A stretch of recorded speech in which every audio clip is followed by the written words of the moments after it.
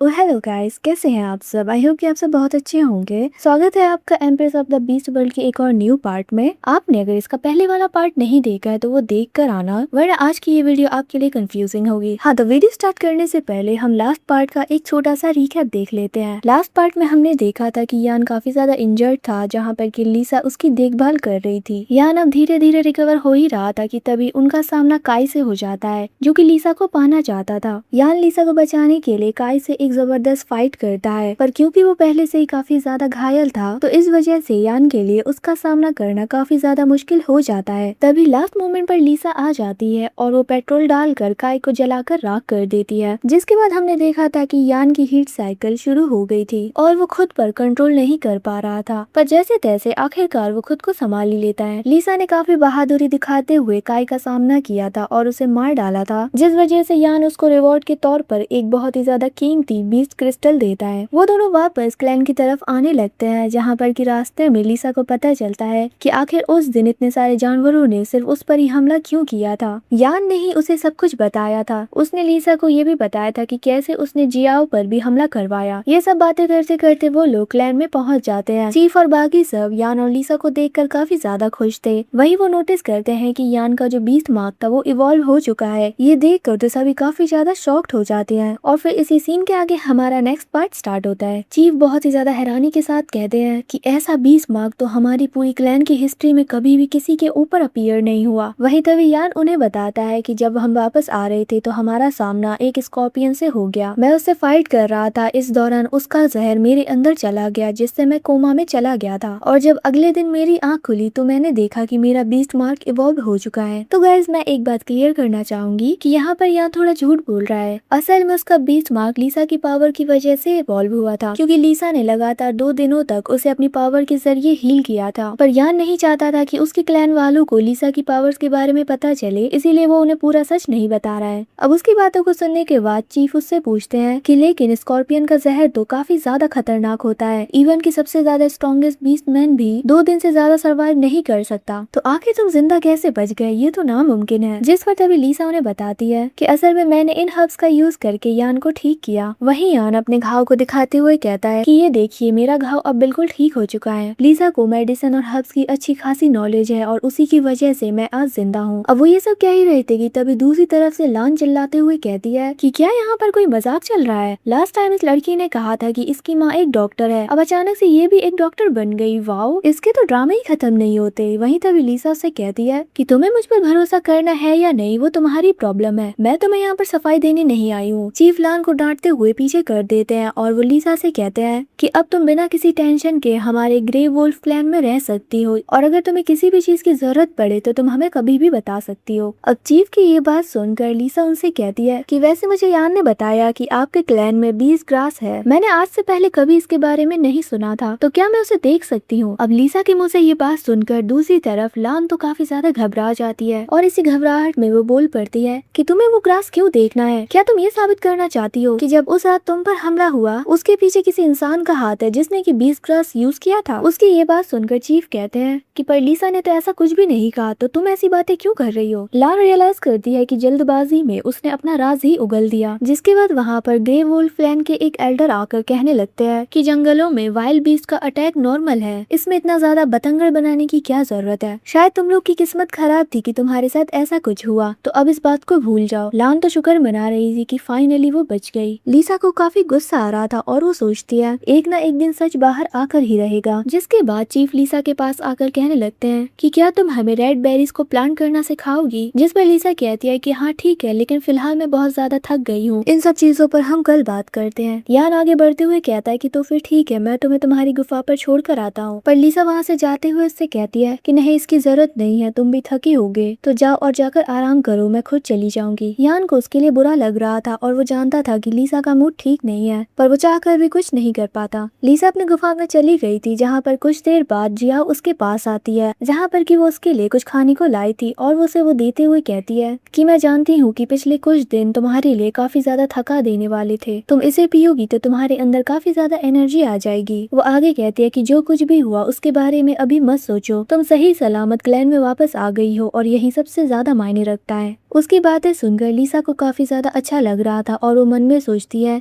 कि सिर्फ जियाओ की वजह से ही मुझे ऐसा लगता है कि ये क्लैन मेरा घर है। उसका प्यार मेरे लिए बिल्कुल एक माँ के जैसा है, जबकि मेरी रियल माँ ने मुझे कभी भी प्यार किया ही नहीं। ये सब सोचते हुए लीसा काफी ज्यादा इमोशनल होने लगी थी। फिर जियाओ वहाँ से चली जाती है, जहाँ पर कि लीसा सिस्टम एक्टिवेट करके उसमें कुछ आइटम्स को चेक करने लगी थी। तभी वो देखती है कि एक गन के ऊपर अच्छी खासी सेल लगी हुई है। ये देखकर लीसा फौरन उसे खरीद लेती है। जिसके बाद हम अगली सुबह का सीन देखते हैं, जहाँ पर कि चीफ ने लीसा को बुलाया था और जियाओ लीसा को उनके पास लेकर आई थी। लीसा के आने के बाद चीफ उससे कहते हैं कि तो फाइनली तुम आ ही गई, इनसे मिलो, ये है मास्टर याओ, ये हमारे क्लैन की डॉक्टर है। अब उन्हें देखकर लीसा उन्हें हाई कहती है, पर वो बुढ़िया तो लीसा को सिर्फ घूरे जा रही थी। ये देखकर लीसा सोचती है कि आखिर इनकी आंखें इतनी ज्यादा डरावनी क्यों है। जिसके बाद चीफ लीसा को कुछ रिवॉर्ड्स देते हैं, क्योंकि जैसा कि हम जानते हैं कि लीसा ने हरे बीस्टमैन के लिए सैंडल्स बनाए थे। उसको रिवॉर्ड लेता हुआ देखकर लान तो जल भुनकर राख हो जा रही थी। कुछ टाइम बीत जाता है और हम देखते हैं कि लीसा क्लैन के बाकी बीस्टमैन को प्लांट्स उगाना सिखाती है। वो उन्हें बता रही थी कि पहले हमें एक गड्ढा बनाना होगा, जिसके बाद हमें इन रेड बेरीज की वाइन्स को इसमें प्लांट करना है। वो सब के सब बहुत ही ज्यादा ध्यान से उसकी बातों को सुन रहे थे। फिर लीसा उन्हें गोबर का यूज करके फर्टिलाइजेशन के बारे में बताती है कि अगर हम इसका यूज करेंगे तो हमारे रेड बेरीज और भी ज्यादा जल्दी ग्रो करेंगे। उसकी ये बात सुनकर सभी लोग काफी ज्यादा कंफ्यूज हो जाते हैं और सोचते हैं कि लेकिन आखिर ऐसा कैसे हो सकता है। वही तभी मास्टर याओ आकर लीसा पर चिल्लाते हुए कहती हैं,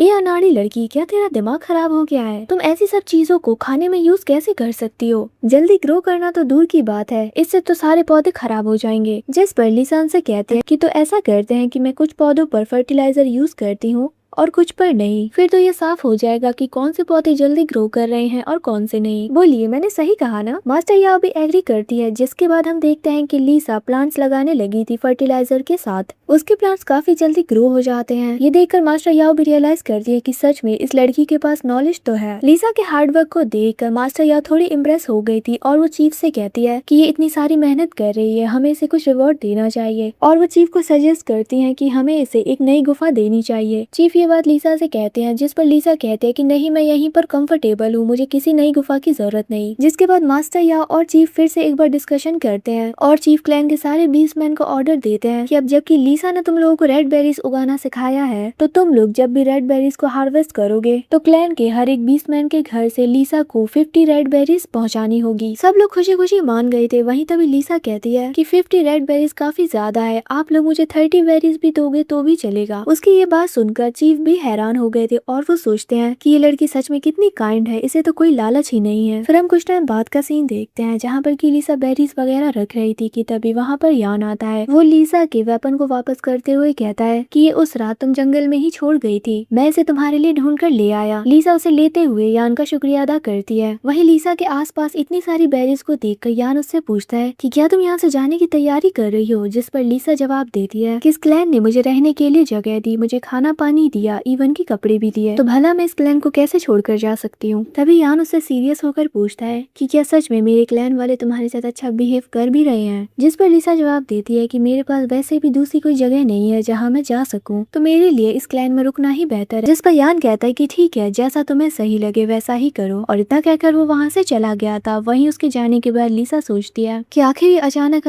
से इतना ज्यादा सीरियस क्यों हो जाता है। जिसके बाद सीन शिफ्ट होता है और हम लान को देखते हैं, जो कि मास्टर याओ के पास आकर उनसे कहती है कि चीफ मुझसे बीस्ट ग्रास के बारे में पूछ रहे थे, क्योंकि मैंने उस दिन कुछ ज्यादा ही बोल दिया था, उन्हें शायद मुझ पर शक हो गया है, तो प्लीज कुछ ऐसा करिए जिससे मैं बच जाऊं। उसकी बातों पर मास्टर याओ कोई जवाब नहीं देती। ये देखकर लान एकदम से चिल्लाते हुए कहती है कि आपको मेरी मदद करनी ही होगी, अगर आपने ऐसा नहीं किया तो मैं सबको बता दूंगी कि आपने यान की माँ को मारने के लिए बीस्ट ग्रास का यूज किया था। अब ये सुनते ही मास्टर याओ लान को घूरने लगी थी। लान फौरन माफी मांगते हुए कहते कि मुझे माफ कर दीजिए, मैंने कुछ ज्यादा ही बोल दिया। मास्टर याओ उससे कहती है कि बेहतर होगा कि तुम अपना मुंह बंद ही रखो और दोबारा मुझे अपनी शक्ल मत दिखाना। इतना कहकर वो अपनी गुफा में वापस चली जाती है। मास्टर याओ लान की बातों को गहराई से सोच रही थी कि तभी वहाँ पर यी लुओ आती है। गाइस, मैं आपको एक बात बताना चाहूंगी कि असल में यी लुओ मास्टर याओ की बेटी है। यी लुओ बाहर आते हुए कहते हैं कि अरे इन बच्चों ने तो मेरा दिमाग ही खराब कर रखा है, ये बार बार उल्टी करके मुझे गंदा कर देते हैं। जहाँ पर वो अपनी बेटी से कहते हैं कि यी लुओ अब तुम माँ बन चुकी हो तो तुम्हें ये सब सहना ही होगा। फिर यी लुओ वहाँ से चली चली जाती है। वहीं मास्टर याओ सोचती है कि चाहे जो हो जाए मैं अपना सच बाहर आने नहीं दे सकती। जिसके बाद फिर हम अगली सुबह का सीन देखते हैं, जहाँ पर कि जियाओ का बीस्ट हस्बैंड काफी ज्यादा बीमार था। जियाओ परेशान होकर लीसा से कहती है कि देखो ना लीसा, कल रात से इसको कितना ज्यादा पेन हो रहा है, इसको लगातार चक्कर आ रहे हैं और ये बार बार उल्टी भी कर रहा है। अब तो इसकी हालत इतनी ज्यादा खराब हो गई है कि ये तो उठ भी नहीं पा रहा। लीसा चेक करती है और सिम्टम्स को देखकर वो समझ गई थी कि जियाओ के बीस्ट हस्बैंड को मलेरिया हुआ है। वो जियाओ को बताती है कि तुम्हारे बीस्ट हस्बैंड को असल में मलेरिया हुआ है, जो कि एक तरीके का इन्फेक्शन है। अब जियाओ को तो लीसा की ये सब बातें समझ ही नहीं आती। तभी वहाँ पर एक और बीस्टमैन आकर कहने लगता है कि अजीब अजीब बातें करके हमारा टाइम वेस्ट करना बंद करो, मैं अभी इसे मास्टर याओ के पास लेकर जाता हूँ, वो इसे ठीक कर देंगी। जियाओ भी उसके पीछे जाने लगी थी कि तभी लीसा उसे रोक कर पूछती है कि जब तुम माउंटेन पर गई थी और तुम पर वो हमला हुआ था, तो तुम्हें क्या लगता है कि वो हमला ऐसे ही हो गया या तुम्हें किसी पर शक है? जिस पर जियाओ एकदम से शॉक होते हुए कहते हैं कि नहीं, ऐसा नहीं हो सकता, आखिर कोई मेरे ऊपर हमला क्यों ही करवाएगा, वो बस एक इत्तेफाक था कि मेरा सामना एक जंगली जानवर से हो गया। उसको ऐसे रिएक्ट करते हुए देखकर लीसा कोई जवाब नहीं देती, पर वो मन में सोचती है कि जियाओ सच में तुम कितनी भोली हो। लीसा और जियाओ भी मास्टर याओ के पास ही जा रहे थे, पर रास्ते में वो देखते हैं कि काफी सारे बीस्टमैन उल्टियां कर रहे थे।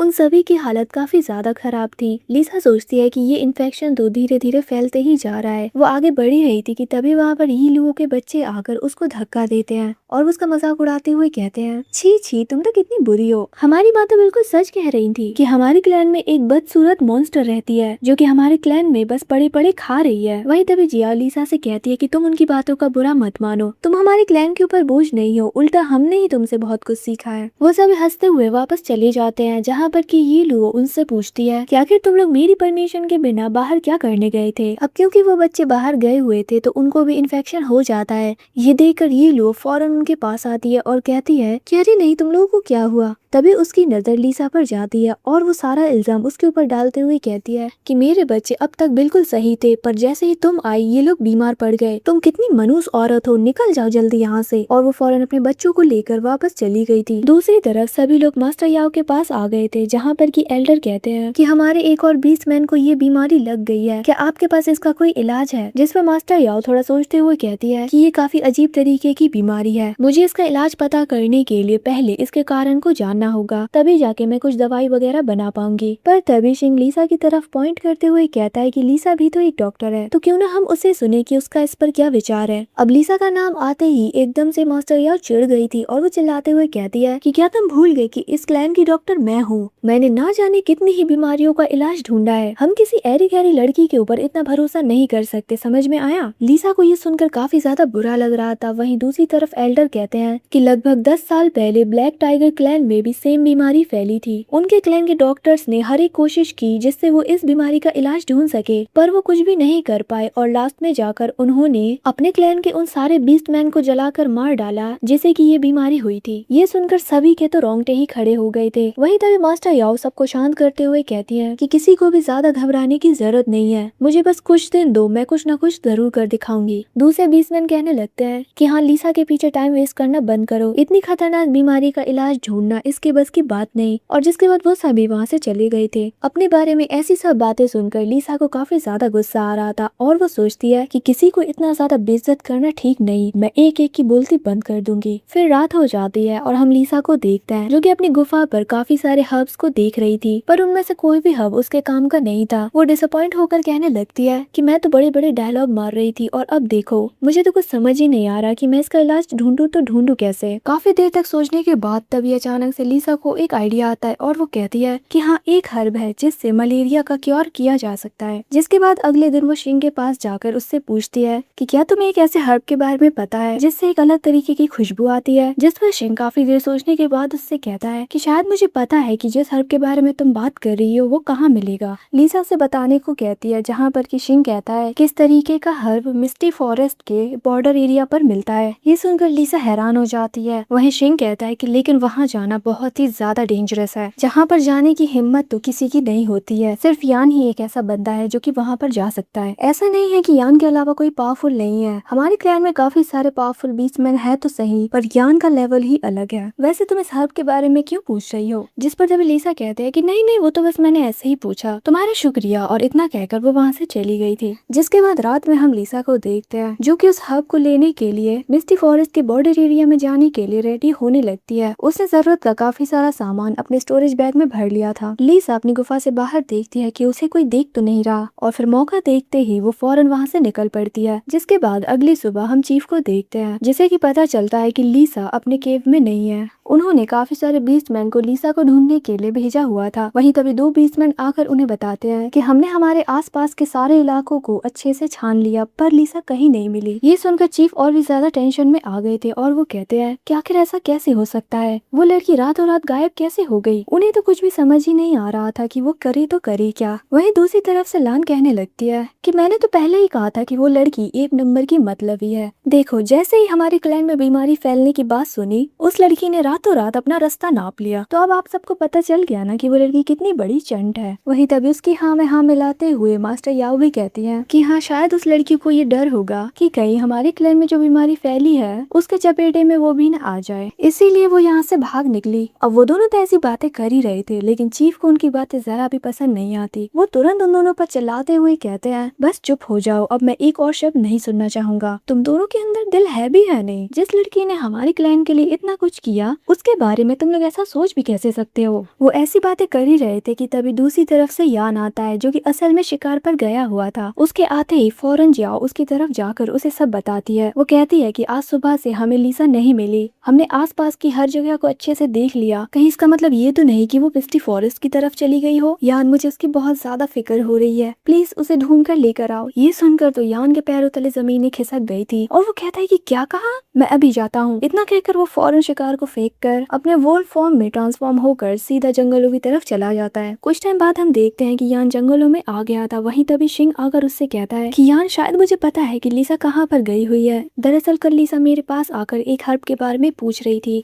जहाँ पर मैंने ही उसे बताया था कि वो हर्ब मिस्टी फॉरेस्ट के बॉर्डर एरिया पर मिलेगा, पर मैंने उसे वहाँ जाने से वार्न किया था और उसे सब बताया था कि वहाँ पर कितना ज्यादा खतरा है, लेकिन शायद वो रात को ही निकल गई होगी। ये सुनकर यान का पारा चढ़ गया था और वो शिंग के ऊपर बहुत जोर से चिल्लाते हुए कहता है, तुम्हारी हिम्मत कैसी हुई लीसा को बॉर्डर एरिया के बारे में बताने की? हाँ, तुम्हें पता है ना वहाँ पर कितना ज्यादा खतरा है। तुम कोई दूध पीते छोटे बच्चे तो नहीं कि मुझे तुम्हें ये सारी बातें फिर से बतानी पड़े। अगर उसे कुछ हो गया तो बताओ, इसकी जिम्मेदारी कौन लेगा? पर तभी शिंग भी उस पर चिल्लाते हुए कहता है कि लेकिन मैंने उसे बताया था कि यान बहुत ज्यादा पावरफुल है, तो अगर तुम होते तो उसके साथ जा सकते थे, है ना? क्या पता लीसा भी तुम्हारा वेट ही कर रही होगी, पर तुम तो आए नहीं। शिंग की इस बात का यान के पास कोई जवाब नहीं होता। जिसके बाद फिर सीन शिफ्ट होता है और हम लीसा को देखते हैं जो कि मिस्टी फॉरेस्ट में होती है और वो उस हब को ढूंढने की कोशिश कर रही थी। काफी देर घूमने के बाद हम देखते हैं कि उसे वो हब मिल गया था। लीसा को काफी ज्यादा खुशी महसूस हो रही थी और वो खुद से कहती है कि तो फाइनली मुझे क्योर मिल गया। अब वो काफी सारे हब्स को कलेक्ट कर ही रही होती है कि तभी वहाँ पर काफी सारे टाइगर आकर उसको घेरने लगते हैं। पर इससे पहले कि वो लीसा को जरा भी नुकसान पहुँचाते, वो टाइगर्स तो अपने आप ही मर गए थे। लीसा काफी बुरी तरीके से डर गई थी और उसको ये देखकर काफी ज्यादा हैरानी होती है कि अपने आप टाइगर्स कैसे मर गए। वो ये सब सोच रही थी कि तभी वो रियलाइज करती है कि वो तो यहाँ पर हब्स कलेक्ट करने के लिए आई थी। तो वो डिसाइड करती है कि वो जल्दी अपना काम निपटा कर वापस चली जाएगी। वो थोड़ा और आगे जाकर देखती है कि उसे कुछ और हब्स मिलते हैं या नहीं, पर तभी उसे कुछ अलग तरीके के मशरूम दिखाई पड़ते हैं। वो सिस्टम पर चेक करके देखती है कि इसकी प्राइस कितनी है। लीसा के तो होश ही उड़ जाते हैं जब उसे पता चलता है कि एक छोटे से मशरूम की कीमत भी हजारों स्टार कॉइन्स तक जा रही है। लीसा फौरन एक एक करके उन सारे मशरूम्स को अपने स्टोरेज बैग में भर लेती है। आय हाय, क्या किस्मत है इस लड़की की। जिसके बाद वो आगे जाते जाते लड़खड़ाते हुए गिर गई थी और गिरी भी तो एक ऐसी जगह पर जहाँ पर कि एक बहुत बड़ा मशरूम था। लीसा तुरंत उस मशरूम पर झपट पड़ी थी, जिसके बाद वो उसे खींच खींच कर उखाड़ ही लेती है। वो फौरन सिस्टम को ओपन करके उसकी प्राइस देखने लगी थी, जहाँ पर कि उसकी प्राइस कितनी होगी, चलो गैस करो। 1 मिलियन, 2 मिलियन,